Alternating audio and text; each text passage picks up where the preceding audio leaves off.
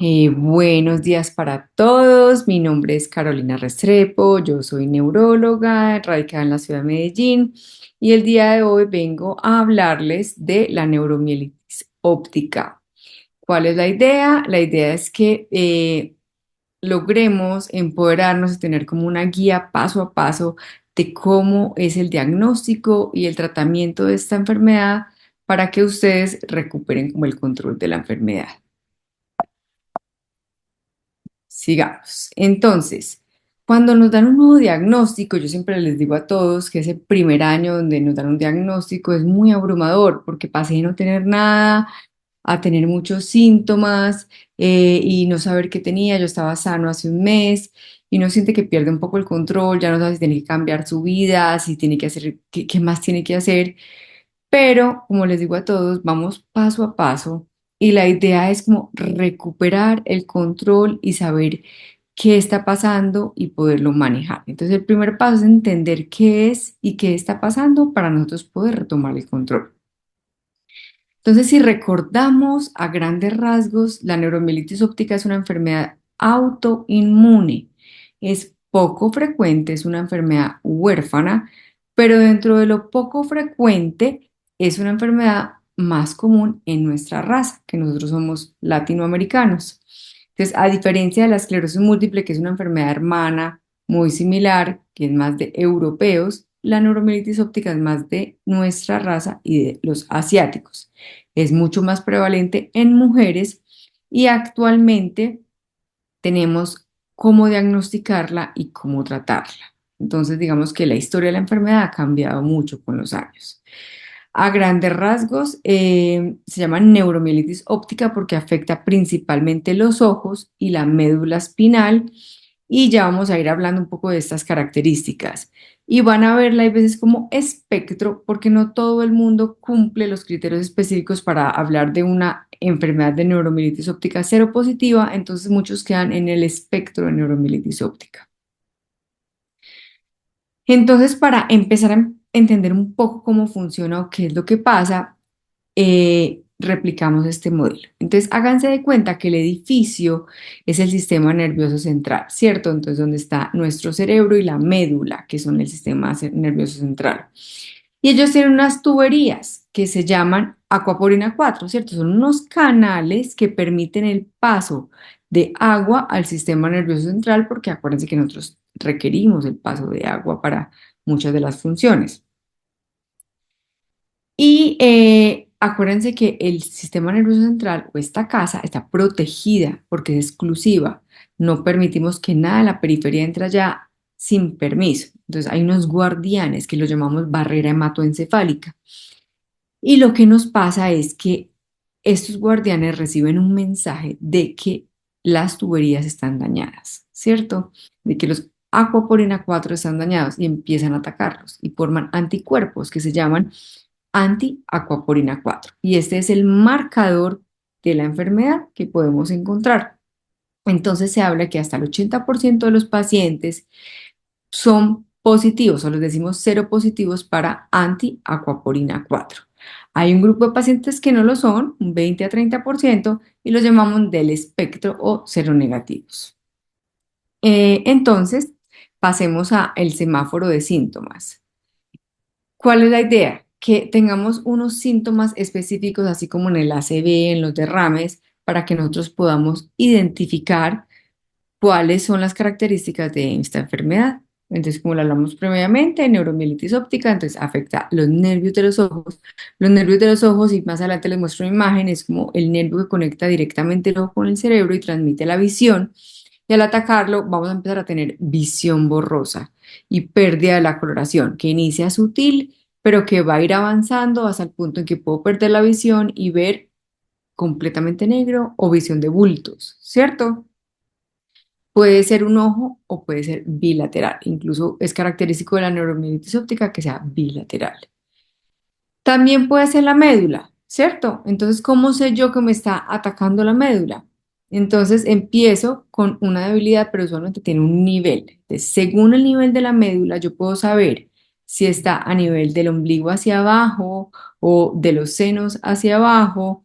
y usualmente es claro, ellos logran identificar con una banda a partir de donde no sienten, sienten debilidad, pueden sentir calambres, espasmos y según el nivel pueden incluso alterar el control de esfínteres y requerir que tengamos evacuaciones con sonda.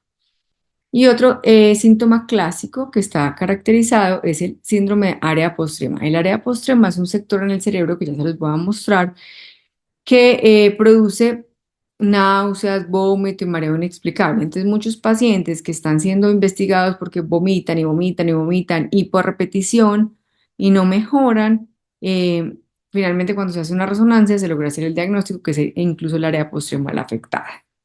Entonces, vamos con estos primeros tres síntomas. Entonces, ¿qué hace un clínico o qué hace un médico, neurólogo, especialista cuando les dicen que tienen neuromielitis óptica? Paso número uno, entonces todo esto que yo les estoy contando es lo que nosotros evaluamos. Lo primero es mirar qué tanto está afectada la visión, es un ojo, son los dos ojos, son los ojos y la médula a la vez, o es una de las dos, o es el área postrema. Y con esto nos hacemos una idea de cómo enfocar los exámenes diagnósticos.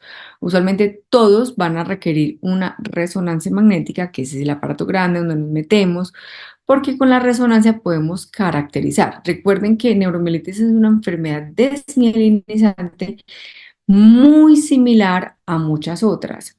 Entonces es importante tener todo el paso a paso y por eso hay guías muy claras de cómo hacer el diagnóstico.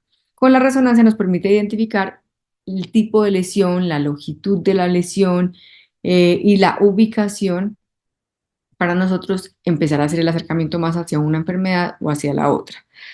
Además, tenemos otras herramientas que ya las hemos hablado, como los biomarcadores, que nos ayudan a terminar como de completar esta receta de decir, sí, los síntomas que tú estás viendo, más que los comprobaste en la resonancia, son comprobados con este biomarcador. Entonces, acuérdense que en el caso de neuromielitis óptica es el acuaporina 4 positivo, pero hay enfermedades muy similares como el antimog que tendría este biomarcador positivo o la esclerosis múltiple que tendría un marcador en el líquido cefalorraquídeo que serían las bandas oligoclonales. Entonces, tenemos tres herramientas que nos ayudan a confirmar y tener un diagnóstico certero. Casi todos los pacientes de neuromielitis óptica van a requerir una punción lumbar porque dentro del diagnóstico diferencial, pues inicialmente esto podría ser infecciones, inflamaciones, alguna otra condición, entonces hay que hacer todos los estudios antes de decir que es esta condición de baja prevalencia y huérfana. Además que nos ayuda a diferenciar la esclerosis múltiple.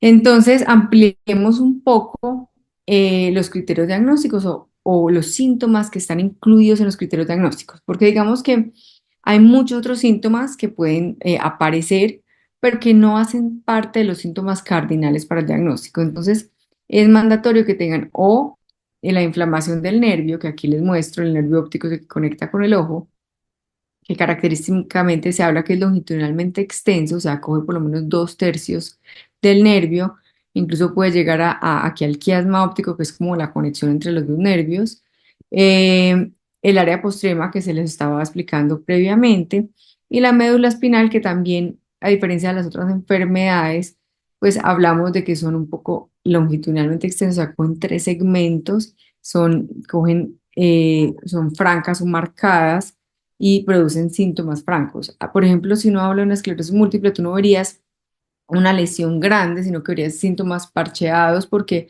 son pequeñas lesiones que incluso pueden confluir y parecer como una grande, pero son todas diferentes. Entonces el paciente no tiene un síntoma franco, una franja y de ahí debilidad, sino que de pronto por acá un poquito de dolor, por acá un poquito de molestia, débil una pierna, pero la otra no tanto. Entonces es diferente. Sigamos. Entonces, hagamos como un comparativo de estas dos enfermedades que son las más frecuentes que confundimos. ¿Cómo podemos diferenciarlas? Entonces, los primeros anticuerpos, ya sabemos que en sangre tenemos los anticoprina 4 y en líquido cefalorraquídeo tenemos las bandas oligoclonales. Esclerosis múltiple no podemos medir nada en sangre. Zona principal de ataque, entonces tenemos ambos van a afectar nervios y médula espinal, pero la neuromielitis óptica es mucho más exclusiva de estos dos lugares y la esclerosis múltiple puede afectar muchos otros lugares, incluso si no hace una resonancia de cerebro, vamos a ver muchas lesiones en diferentes regiones, incluso cerebelo, que es como la zona del equilibrio, cuerpo calloso, o sea, son lesiones muy diferentes. En cambio, como les había explicado, neuromielitis óptica es mucho más exclusiva y son segmentos largos, más de 3 segmentos. Con respecto a la severidad de los brotes, la esclerosis múltiple puede tener brotes más frecuentes, pero son menos severos. En neuromielitis óptica, como son extensos, son edematosos y pueden incluso causar un poco más de necrosis, la visión se pierde del todo y hay parálisis completa. En cambio, en esclerosis múltiple puede ser como que vea un poco borroso, tenga síntomas solo sensitivos o cambios solo urinarios, no hace como todo el espectro de la enfermedad completa. Sigamos entonces hablando de qué podemos hacer, ¿cierto? Entonces digamos que a mí, yo ya estoy en todo un proceso, yo presenté uno de estos síntomas, una neuritis óptica, consulté, llegué por urgencias, que usualmente es como la ruta en que todos llegan. El neurólogo me evaluó, ve, evidentemente sí veo una neuritis óptica, pido el estudio, veo una resonancia, digo, acá está el nervio inflamado, vamos a complementar los estudios, entonces usualmente se quedan hospitalizados, acá hacemos estudios en sangre, descartamos que no sea todo lo otro y medimos los biomarcadores que ya les hemos contado y muchas veces hacemos la punción lumbar. Entonces supongamos que llegamos a la conclusión y decimos, tú tienes una neuromielitis óptica. Entonces, quiero darles como las tres formas de tratamiento que van a ser nuestros pilares para construir como este escudo que nos va a proteger. Entonces, el primero es apagar el fuego, ¿cierto? Entonces, cuando yo llego por estos síntomas, estoy inflamado, ¿cierto? Mi nervio está inflamado, la médula va a estar inflamada y va a depender de que yo apague esta inflamación rápido, de que mis síntomas no queden como secuelas, ¿cierto? ¿Qué quiere decir eso? Entonces, si yo empiezo a ver borroso y consulto inmediatamente, probablemente el diagnóstico va a ser rápido, me ponen tratamientos que ya vamos a explicar cuáles, y yo voy a lograr disminuir esta inflamación y que no haya lesión o que la lesión sea menor. Pero si yo me demoro mucho en consultar y decido como que esperemos a ver y pasa una semana y llego, probablemente ya la inflamación alcanzó a hacer el daño y por mucho que pongamos tratamiento, la recuperación puede dejar alguna secuela y yo puedo quedar viendo borroso o puedo quedar con debilidad o puedo quedar con síntomas sensitivos o puedo tener problemas para orinar. Entonces aquí es como la primera alarma que debemos consultar rápido y mientras más rápido mejor. Y esta primera capa de apagar el fuego, mientras más la iniciemos en las primeras 24 horas, mejores son los resultados y en nuestra institución hemos muchos estudios de esto. Una vez apagamos el fuego, y todo esto lo vamos a ir ampliando, vamos a construir el escudo y vamos a empezar tratamientos modificadores de la enfermedad. Entonces vamos a hacer tratamientos que van a intentar controlar estos guardianes para que no ataquen, ¿cierto? Y por último, la tercera etapa o capa de perdón del escudo es la recuperación de esta secuela, ¿cierto? Tenemos que hacer cambios en el estilo de vida y rehabilitación para que esta debilidad, esta baja visión, estos síntomas sensitivos mejoren. Entonces, ampliemos un poco esto. ¿Cómo apagamos el fuego? Y esto lo van a ver en la mayoría de las instituciones. Entonces, la primera línea y lo que vamos a hacer es usar esteroides venosos, que usualmente los aplicamos a dosis altas, por lo menos de 3 a 5 días. El objetivo es reducir la inflamación lo más rápido posible. Sin embargo, como neuromielitis óptica vimos que es severa y los ataques son muy severos, usualmente no esperamos para hacer un tratamiento escalonado y luego pasar a plasmaféresis, sino que los unimos y desde el primer día vamos a empezar los dos tratamientos. Con los esteroides reducimos la inflamación y con la plasmaféresis logramos que esa inflamación que ya está, cambiarla, quitarla, recambiarla y dejar la sangre limpia para que no siga atacando. Porque, ¿qué pasa? Entonces reducimos la inflamación, no hay inflamación nueva, pero la que está en la sangre sigue atacando y no logramos controlar la enfermedad tan rápido como quisiéramos. Usualmente este tratamiento es durante una semana, entre que hacemos más o menos 5 recambios plasmáticos, con 3 a 5 días de esteroides interdiarios, y esto va a requerir de que te trasladen a cuidados especiales, sobre todo por vigilancia, no por nada más. Pasemos entonces al tratamiento preventivo. Entonces, un tratamiento es de los ataques el otro tratamiento, vamos a hablar de cómo vamos a evitar o modificar esta enfermedad, o sea, que no volvamos a tener ataques. Y en eso es muy importante y siempre hacemos mucho énfasis porque de esto va a depender de que tu vida sea completamente normal. Si yo no tengo ataques, pues no vuelvo a tener ningún síntoma. Entonces va a ser como indispensable que juguemos todos los actores. El paciente tenga buena adherencia, el médico lo prescriba de forma oportuna y las EPS lo entreguen de forma oportuna para que evitemos recaídas innecesarias. Entonces, clásicamente están los inmunosupresores que se han usado también para estas enfermedades y siguen vigentes, como la azatioprina. El micofenolato, digamos que no tiene registro INVIMA acá en nuestro país para usarlo, pero hay en condiciones que lo podemos usar. Y el rituximab, que se va a pasar más a la terapia biológica, digamos que ha sido como el medicamento que más se ha usado en esta enfermedad. Recientemente y durante el curso de este año han llegado terapias un poco más dirigidas para la neuromielitis óptica que se han desarrollado en estos últimos años y que por fin están llegando a nuestro país.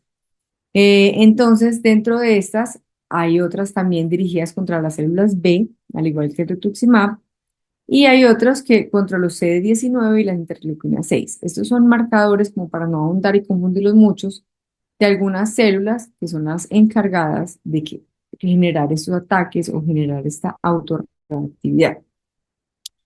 Y estos tratamientos no es como que empecemos el tratamiento y ya, usualmente acuérdense que hacen parte de todo un programa que se llaman programas desmielinizantes, en donde tenemos todas estas enfermedades y tenemos un seguimiento clínico 4 veces al año, tenemos resonancias anuales, tenemos control de síntomas, monitoreo, porque como son terapias biológicas pueden bajar las defensas, monitoreo de todos los efectos adversos y estamos en controles regulares.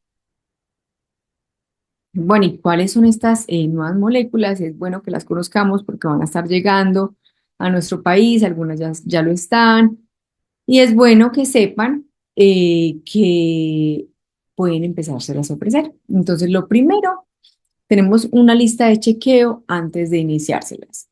Hay que verificar el esquema de vacunación. ¿Por qué? Porque cuando yo empiezo terapias de inmunosupresión en general, independiente de las que iniciemos, aumento el riesgo de cierto tipo de enfermedades de reactivarse. Entonces, de la hepatitis B, si yo fui expuesto o me vuelvo a exponer, se puede reactivar, la varicela, eh, muchas de estas enfermedades. Entonces, van a ver qué parte del programa es medir el nivel de vacunación y si no, vacunar antes de iniciar estos tratamientos.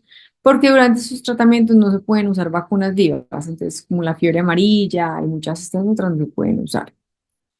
Y también tenemos que verificar que no haya algunas enfermedades comunes acá en Colombia, como la tuberculosis, la sífilis, el VIH. Entonces, todo esto va a ser parte del protocolo y no es para tomárselo personal, sino que todos los pacientes requieren esto y muchas veces los centros de infusión lo exigen cada 6 meses.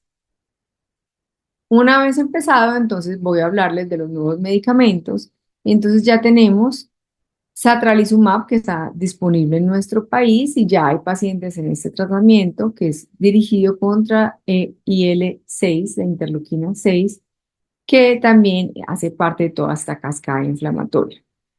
El eculizumab lleva en nuestro país varios tiempos anticomplemento, que también hace parte pues, de toda la cascada inmunológica, pero digamos que no tiene registro INVIMA directamente para neuromielitis óptica, sino que también está usado en otras enfermedades autoinmunes. El rituximab, que es anti-CD20, ha sido el medicamento estrella y sigue siendo nuestro medicamento estrella. Si estás en nuestras cohortes o conoces gente con neuromielitis óptica, lo más probable es que esté con rituximab, un medicamento que ha tenido muy buena trayectoria, muy buen control de síntomas, muy bien tolerado, se pone venoso, se pone 2 veces al año y ha sido como uno de los medicamentos que ha marcado como el control de esta enfermedad y ha permitido que se desarrollen otros medicamentos. Y Nebilizumab es un medicamento que es anti-CD19, que la diferencia es que cogen ambos encontraron linfocitos B, pero digamos que los CD19 fue como más la población completa, los CD20 es un poco más reducida, entonces se habla de que puede lograr un poco más del control de la enfermedad. Y vienen muchos otros más, ¿cierto? ¿Cuál es la idea? Digamos que todos esos medicamentos están siendo desarrollados para pacientes que sean seropositivos. ¿Qué quiere decir esto? Que sean anti-acopolina 4 positivos. Y aunque todavía la primera línea seguirá siendo rituximab, es muy importante tenerlos porque con todos los medicamentos hay efectos adversos. Entonces, con el rituximab es posible que hagamos efectos adversos como hepatitis, infecciones recurrentes o alguna otra cosa que nos amerite cambiar el medicamento. O también, no es una cura a la enfermedad, pueden haber fallas a este medicamento. Entonces, tener estos nuevos medicamentos que sean herramientas para nosotros poder cambiar y continuar controlando la enfermedad ha sido una gran fortuna para nuestro país.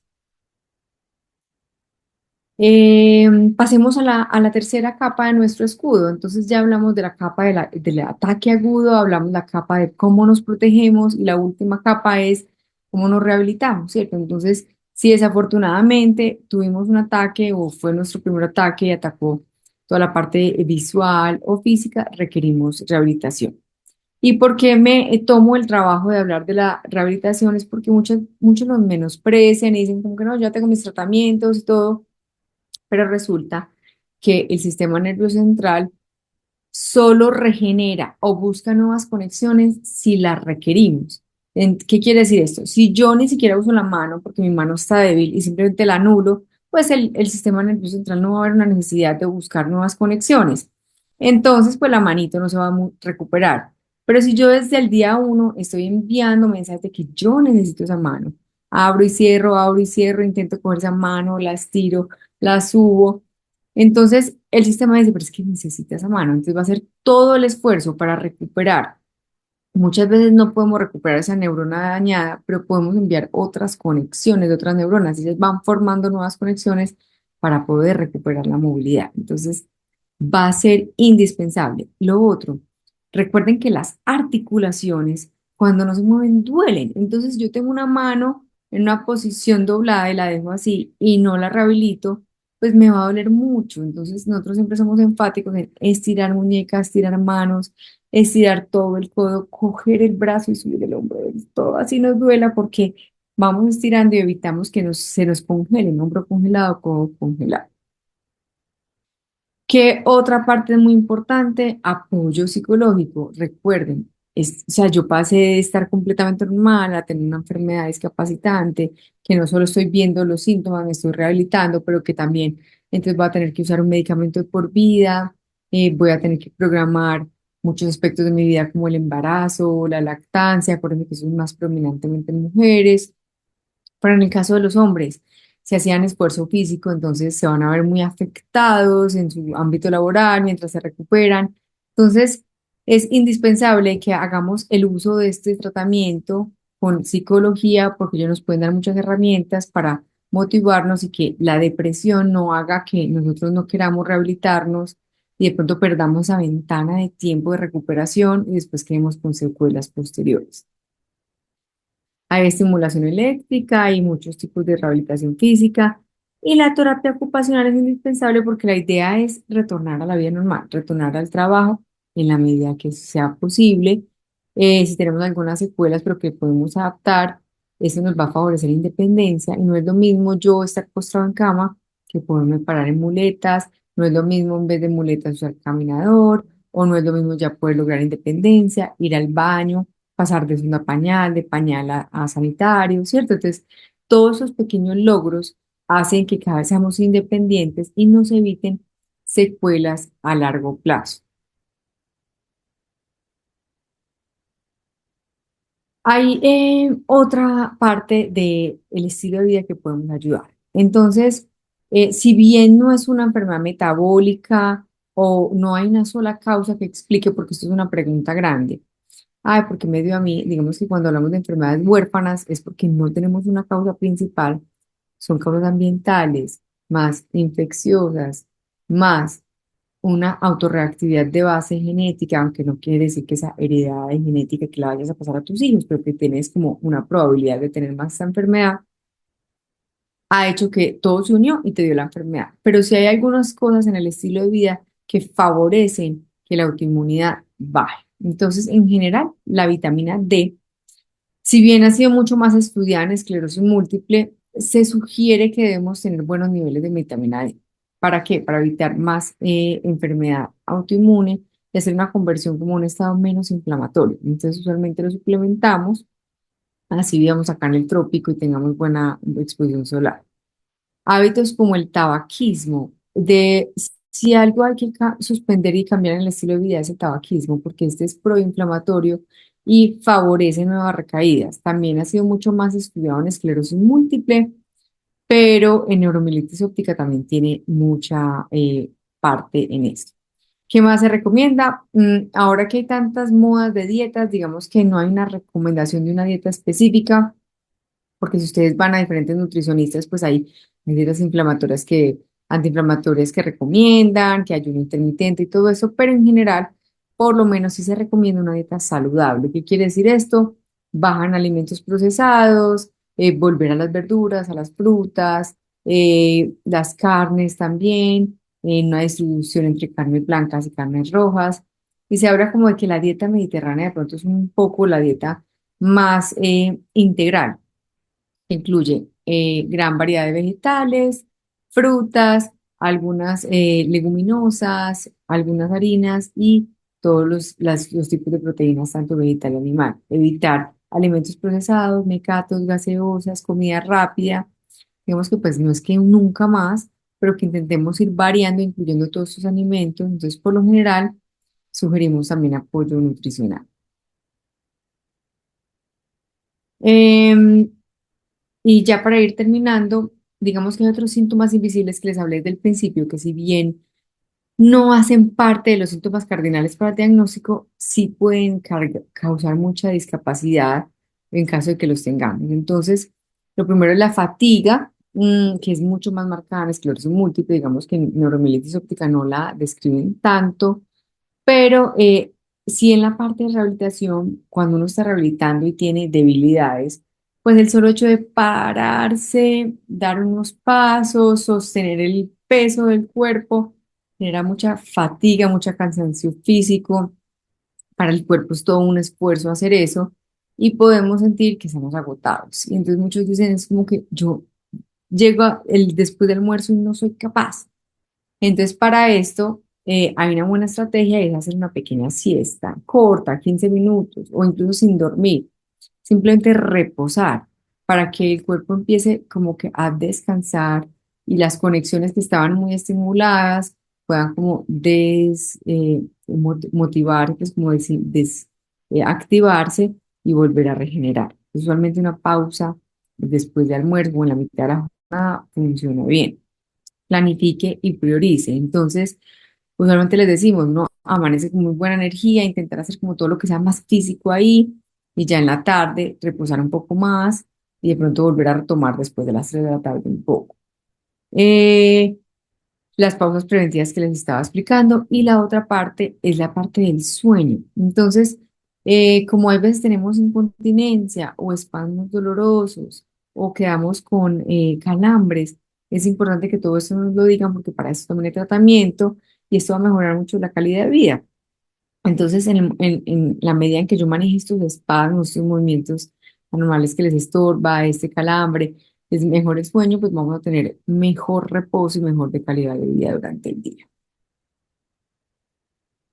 Eh, por último, la voz es importante, hagamos farmacovigilancia en caso de que alguno de estos medicamentos sea biológico, sea los modificadores de la enfermedad o cualquier otro que estemos usando nos cause algún síntoma adverso, es importante notificar para que nosotros los médicos podamos también a su vez notificarlo. Y recuerden que cada vez vamos a tener medicamentos mucho más que se llaman biosimilares, que son moléculas que vienen similares a la molécula original, que tienen estudios, pero que permiten que el acceso a los medicamentos sea un poco más viable.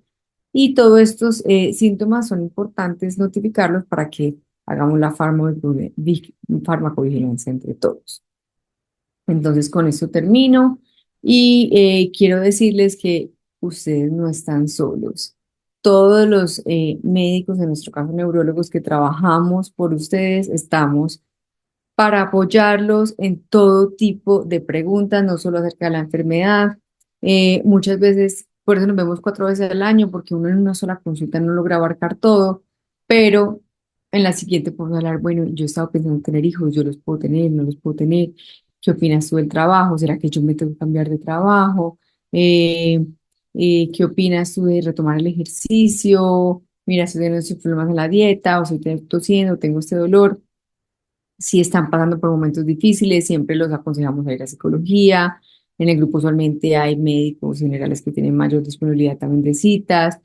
Estos grupos de apoyo, como las fundaciones, son indispensables porque no sentirse solo hace que la vida sea más fácil y que me ayuden, ¿cierto? O sea, yo nunca voy a tener una enfermedad de esas que me ayuden a cómo hago la gestión de estos medicamentos, cómo me aprueban estas citas. Entonces, comuníquense, estamos para todos. Recuerden que el proceso con la familia también es importante.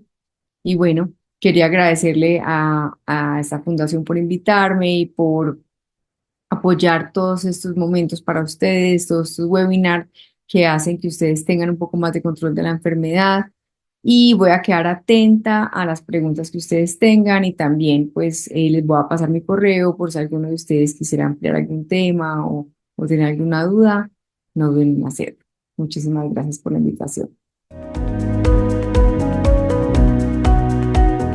Usted nos ha dicho en su presentación que la esclerosis múltiple con la neuromielitis óptica seguramente tienden a confundirse, pueden ser muy parecidas. Y la primera pregunta es esa.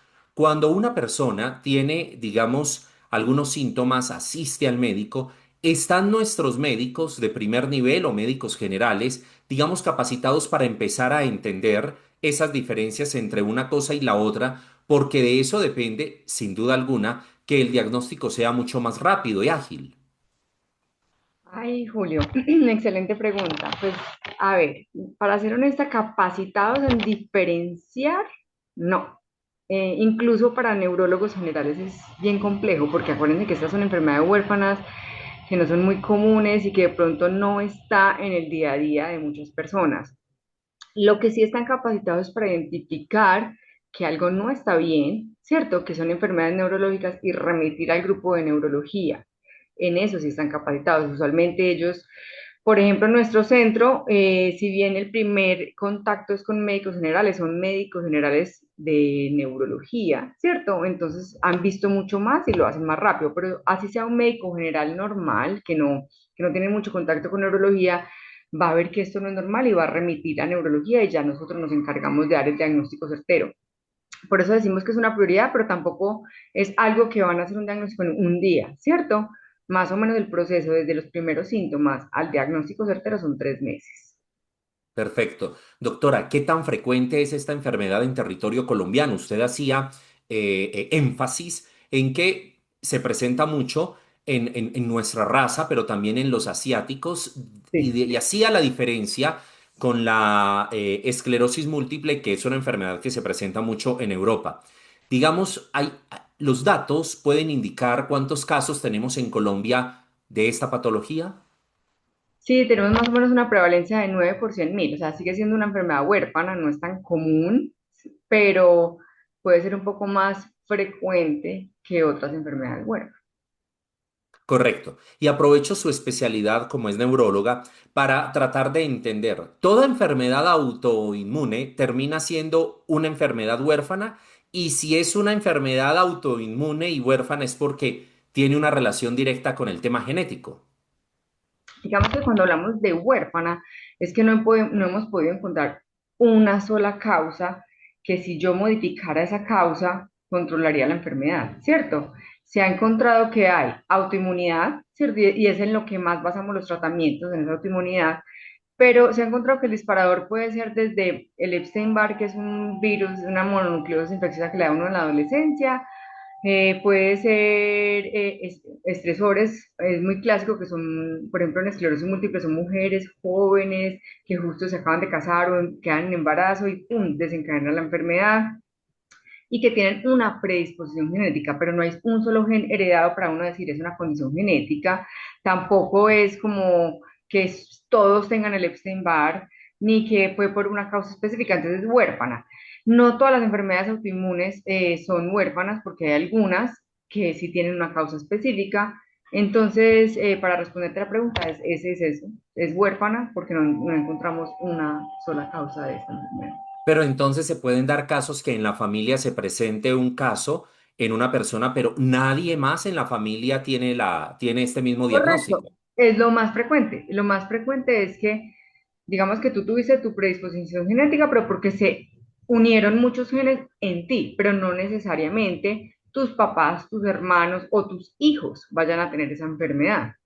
Sí tenemos algunos casos en donde los hermanos también tienen la enfermedad, pero no es lo más frecuente y es sobre todo en familias de descendencia europea, que en Italia hay como un gen que sí se ha asociado más a las familias, pero en nuestra raza no. Hablaba usted sobre los medicamentos. En el tratamiento que usted nos formulaba, hablaba de ciertos medicamentos, pero en uno de ellos dijo que no tenía registro de INVIMA. Estos medicamentos en la actualidad en Colombia, ¿qué tanto están al alcance de las personas que tienen esta patología? Entendiendo que no tienen el registro para dicha enfermedad, pero sí el mismo medicamento tienen registro, y están habilitados para otra clase de enfermedades. Bueno, cuando no tienen registro en MIMA es bastante difícil. ¿Qué tenemos ahora? Por ejemplo, esos que yo dije que no tienen registro en BIMA, incluso a veces son más económicos, y el gran reto ahora es que las nuevas moléculas que están ahora son costosas, ¿cierto? Es una enfermedad de alto costo, al igual que todas las huérfanas. Entonces, su aprobación es un poco compleja y sobre todo la continuidad, y más ahora pues que estamos en crisis de la salud. Entonces, en ocasiones, pues optamos por medidas un poco más económicas, pero cuando no tienen registro en BIMA es imposible, o sea, ya lo hemos hecho. Ahora nuestro caballito de batalla es el rituximab, porque es algo que no tiene registro en BIMA, pero se logró que fuera por UNILS, ¿cierto? Entonces uno hace un MIPRES especial y se ordena y es como lo más costo efectivo que tenemos para la condición. Si no tienen registro INVIMA, pues por supuesto no están dentro del POTS. No está dentro del POS, entonces nos toca hacer registro MIPRES para poderlo ordenar. Correcto. Pues doctora, voy a ir con algunas preguntas que nos están formulando a través del chat. La señora Julie pregunta, buenos días, llevo 8 meses sin medicamento y ahora me van a aplicar satralizumab. ¿Este es mejor que el rituximab? Pregunta ella. Bueno, Julie, digamos que Satralizumab es uno de los más recientes que ha llegado, tiene muy buena evidencia y la ventaja que tiene sobre el Rituximab es que es un tratamiento dirigido, fue desarrollado para neuromielitis óptica y tiene muy buenos resultados. Entonces, si bien pues es monoclonal y funciona similar, si tú estás con Rituximab es una excelente molécula, pero si estás con Satralizumab también lo es un tratamiento dirigido. Perfecto. Tenemos más de 70 dispositivos conectados a esta hora desde diferentes lugares, no solamente de Colombia, sino a nivel internacional. La señora Nelcy Sanabria nos plantea el siguiente interrogante. ¿Es posible que un paciente curse con neuromielitis óptica y sincrónicamente mieloma múltiple? Sí, es posible. Digamos que en adultos, no sé cuántos años tenga la persona que tiene esto, en adultos mayores de 60 años se aumenta un poco la prevalencia también de las neoplasias, entonces podemos tener cosas en conjunto. Incluso cuando el debut es en mayores, porque usualmente es personas más jóvenes, más o menos a los 30 años, casi siempre tenemos que, como estándar, descartar que no haya ninguna neoplasia asociada porque puede desarrollar autoinmunidad.